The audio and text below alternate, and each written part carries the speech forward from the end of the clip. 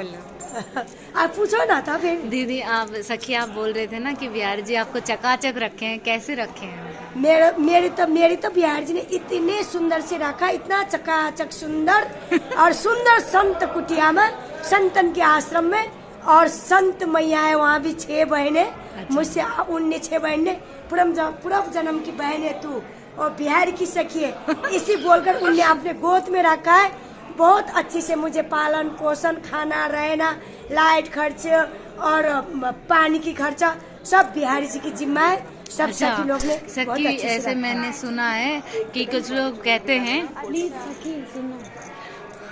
तो मैं सुना है कि कुछ लोग कहते हैं कि वृंदावन वास कैसे करेंगे, अपना व्यवस्था नहीं है, घर नहीं है, और घर पहले खरीदने के लिए पैसे चाहिए, तो जॉब करके जो पैसे कमाएंगे फिर आएंगे वृंदावन, पहले हम आर्थिक व्यवस्था ठीक कर लें, ऐसे सोचते हैं। ना ना ना, ये गलत बात है। लेकिन मैंने अपने जीवन में जब मैंने ऑफिस चलाई तो 1 लाख की मेरी जॉब थी।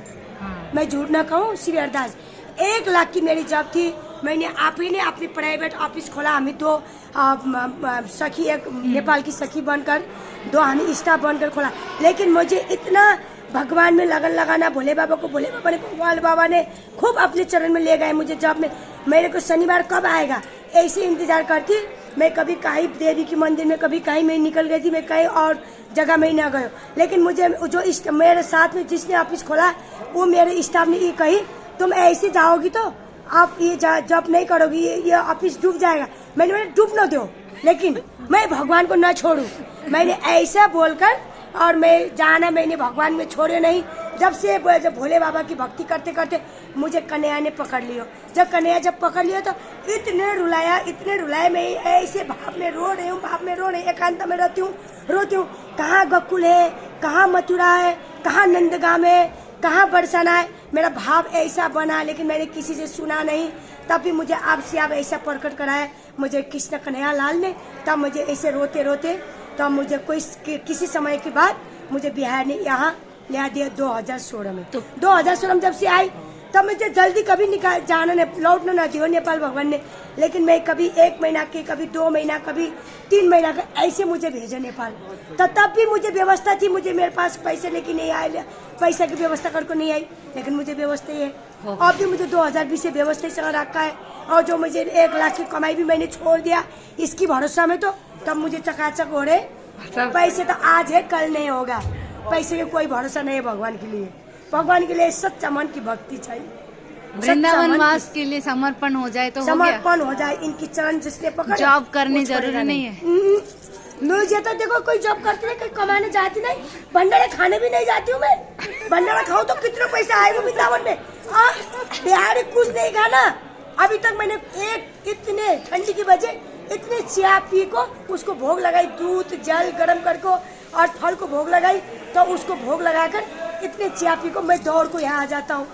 और मेरे खाने के लिए रोटी की कमी नहीं है और रहने के लिए कोई दिक्कत नहीं है और रोड में नहीं रखा है। मुझे चकाचक देखा है गोस्वामी गए वहाँ, और गोस्वामी लोग भी देखा इतना चकाचक में रह सकी, तो वो सबको मालूम है। माला भी दिए आज भी, अभी माला भी पहनाता है। मुझे ये माला छिपा को रखता है दान पेटी को नीचे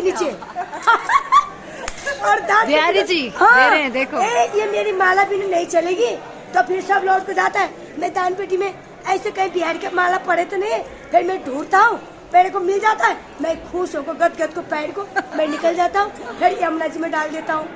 और कितना सुंदर बिहारी, इतना सुंदर कुंज बिहारी है, इनकी कौन जाने, जो मैं जानू वो भी सखी तुम भी जानना, इनको जानो रे इनको मानो रे, कभी दुख नहीं सदा सुख है तेरी चरणों में। इतने मैं भिखारी बनूं तो बिहारी तेरी चरण की भिखारी हूँ मैं, खाने पीने पैसे की भिखारी कभी नहीं, अभी नहीं तो कभी भी नहीं। बच्चे से मैं हूँ ना बाबा भोलेनाथ की बच्चा, तो बाबा भोलेनाथ तो भीख मांगता नहीं, वो तो नंगा है, वो तो सारे को देता है, सिर में गंगा है। और क्या आनंद है, प्यारे लाल की जय, श्री हरिदास प्रभु की जय, श्री हरिदास स्वामी जी की जय, जय